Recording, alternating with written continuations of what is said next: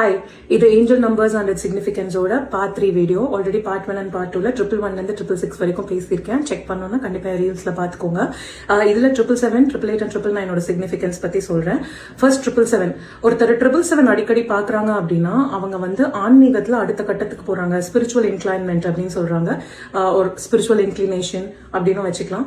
And இன்னொன்னு என்னன்னா அவங்களுக்கு வந்து ஏதோ ஒரு நல்ல லக், குட் ஃபார்ச்சூன் இருக்கு, like something is on their way அப்படின்னு அர்த்தம்.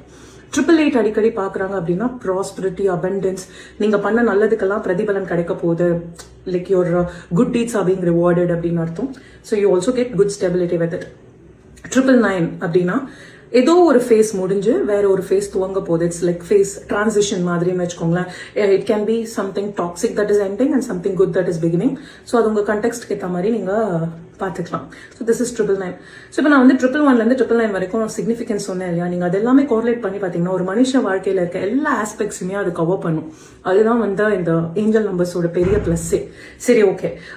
அடுத்து நான் வந்து டெஸ்லாவோட 369 பத்தி பேசுறேன். அது என்னோட ஃபேவரட் டாபிக்.